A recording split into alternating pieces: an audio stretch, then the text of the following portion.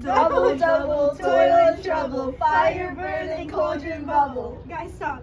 I feel like reading the lines of the play isn't enough. Wait, what do you mean? Well, we're performing Act 4, Scene 1, where the witches are introduced into the play. Macbeth decides to ask him what he can do to keep his power as king. The witches provide 3 apparitions with short prophecies, and Macbeth believes them to be true. He also sees a vision of 8 kings, the last one being Banquo. Macbeth tries to comprehend what the apparitions and visions entail and jumps to conclusions fairly quickly, so we know he's desperate. How do we show his fear in losing power? Wait guys, the stage direction starts with thunder, enter 3 witches. So why don't we start it with darker lighting, gloomy weather. Wait, what's significant about weather? Why don't you ask Ethan, he did research on that. That's right. In Beyond Marketing's article, Weather and Mood, How the Two Are Connected, it shares that sunlight is known to produce serotonin, which is a hormone known to produce energy levels and improve your mood. Therefore, a lack of sunlight, such as cold and stormy weather, is linked to stress and anxiety, which is perfect for our scene. Suppose we emphasize the thunder and add other effects to create eerie atmosphere. In that case, we can correlate stress and anxiety on Macbeth's emotional and mental state, and how he's worried about losing his status as king and his legacy to Banquo's children. In this scene, sudden sounds of thunder can induce fear among the audience, and that fear can be associated with the reintroduction of the witches, and it will make them appear more unreliable and even evil. So we know that the setting greatly impacts the scene, and I like the idea of making the witches unreliable, just like in Act 1 when Macbeth is unsure if he should trust them. Yeah, but in Act 4, Scene 1, Macbeth definitely trusts the witches. Why is that? I found an article called Elizabeth and Witchcraft and Witches, written by Linda Alston, that might answer your question. It reports that in the Elizabethan period, people believed in witches due to a lack of modern technology and research. Basically, they wanted to explain the unexplainable. Many events such as plague, bad harvest, death amongst animals, and fires took place, but those events were horrible, so it became unimaginable to the people that humans did it, thus blaming witches. This information is significant to perform Act 4 Scene 1. As we know at the time period of Macbeth, he believed the witches did exist. By believing in the witches' power and prophecies, he puts utmost trust in their words, which backfires as they only speak in half-truths, except he doesn't know that. We can show this by having the witches hold devious facial expressions when speaking to Macbeth, as if they are keeping certain things secret. That makes sense why he believes the witches, but I still don't get why he believes on what they say, or the apparitions and visions. The weather implies the witches are not to be trusted because it gives an unsettling vibe, and the audience knows Macbeth is being deceived. So why at this moment did he think they were true? I found an article by Samia Kalia called Why Do People Believe in Predictions Even Though They're Really True? It talks about how people naturally want to remove doubt and uncertainty, and so by believing in these predictions, people get a sense of security and control. This does not necessarily mean the predictions are always true, however. The article also claims that people choose to believe in the predictions when they align with their desires and whatever they want to come true. In Act 4, Scene 1, Macbeth sees the first apparition, which states that he should beware of Macduff.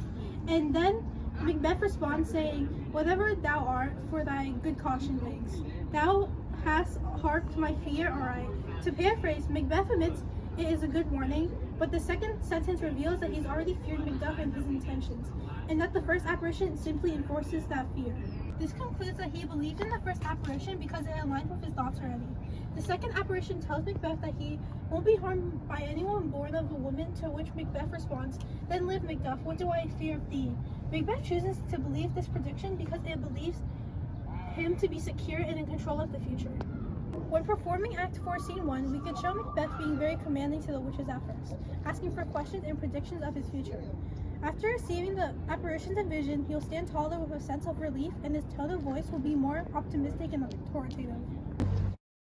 What happens if she just falls down? Wait, I have an idea. Why'd you guys do that? Because Karalynn told me to. Wait, I didn't even say that. Oh, I guess you're right. I misinterpreted your intentions and jumped to conclusions. I pushed Bailey, in full confidence, thinking it would be funny. I mean, taking initiative takes a lot of ambition. And you know who has ambition? Macbeth.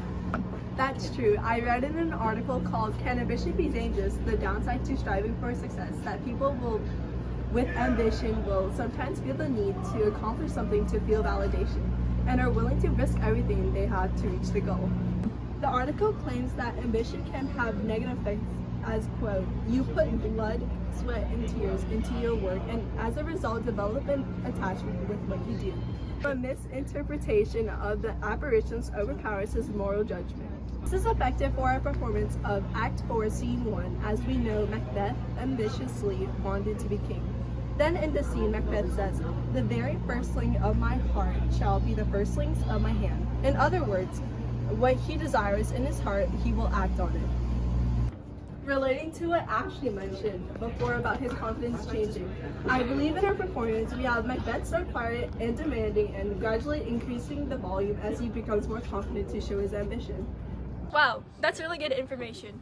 With my research on fear, I think it connects to what you're saying. In this scene, Macbeth is fearful of the threat that Banquo's lineage will take his legacy because he saw Banquo's ghost in the previous act. The article mentions how fear can cause a biochemical body reaction where people sweat, have an increasing heart rate, become breathless, and have dilated pupils we can use to portray fear in Macbeth. Based on my research, people react with fear in a fight or flight mode, where they either dismiss a situation or choose to act on it. Macbeth fears Macduff is plotting against him after learning he left for England, so Macbeth decides to fight and plot for the murder of Macduff's family. Therefore, I agree with Ashley and Karalynn having Macbeth appear more confident near the end. This means we should cut the part where Macbeth sees the visions of Banquo and 8 other kings because I believe Shakespeare only included that to pay homage to King James I, who was king at the time when the play was written. Macbeth's fear gradually lessens after the apparitions speak. However, when Macbeth sees a vision of 8 kings in the play, he becomes afraid again, and the fear of losing power to Banquo's lineage is repeated. Since it was already emphasized that he visits the witches because of his fear of losing power, the vision of 8 kings is only redundant. I agree with that. I think instead of including the vision of the 8 kings, we have the witches that disappear after all 3 apparitions are given so that Macbeth is left with limited information. I read in an article called Jumping to Conclusions, Why It Happens and How to Stop It, that people who jump straight to conclusions are overly confident in their bold assumptions despite being given less information. Macbeth is given information from the witches and apparitions, but the witches remind him to listen but speak not to it. This should have been an indicator that he's being given half-truths because he can't ask for more clarity, but just as Ashley said, he believed in the predictions because it fit his agenda.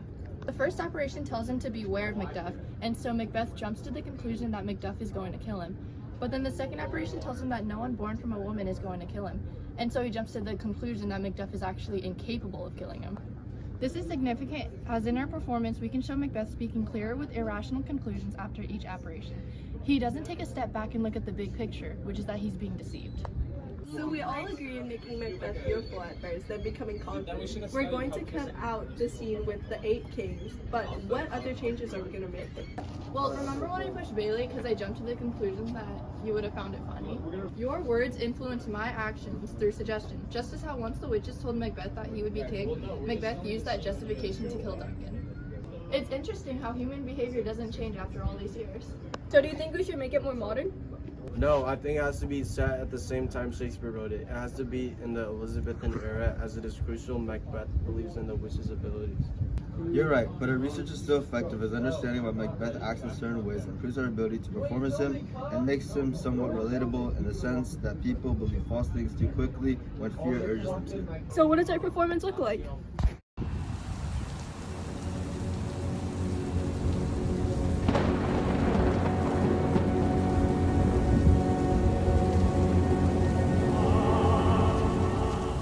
Thrice the brided calf hath moved. Thrice and once the hedge came wise.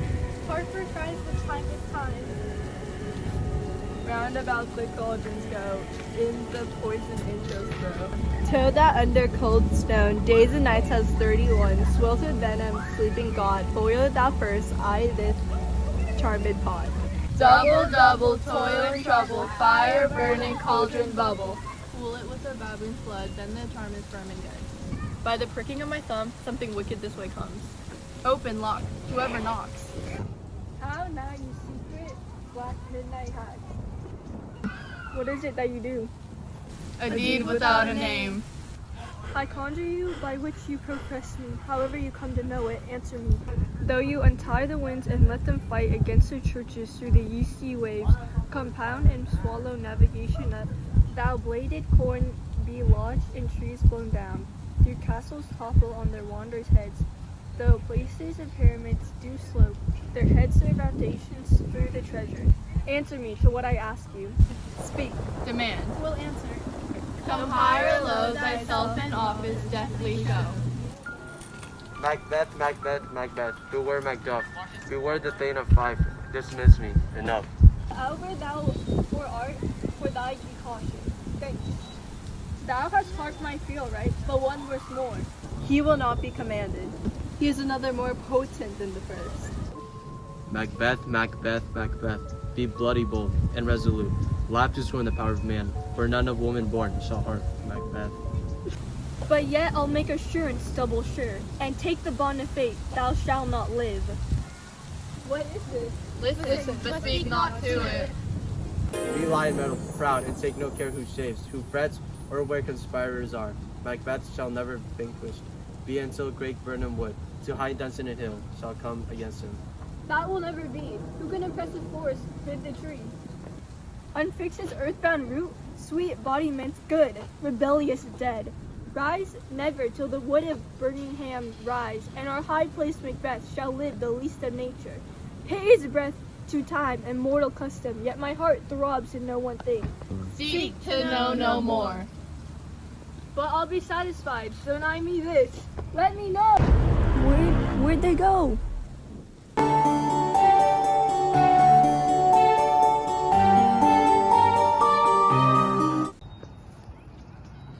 Saw you the weird sisters? No, my lord. And damned all those who trust them. Where's thou they gone? 'Tis 2 or 3, my lord, that bring you word. Macduff has fled to England. Fled to England? Aye, my good lord. From this moment, the very first thing of my heart shall be the very first thing of my hand. The castle of Macduff I will surprise. Seize upon Fife, give thou edge, thou sword, his wife, his babes, and all unfortunate souls that trace him in his line. This deed I'll do with purpose cool, but no more sighs. Where are these gentlemen? Come bring me where they are.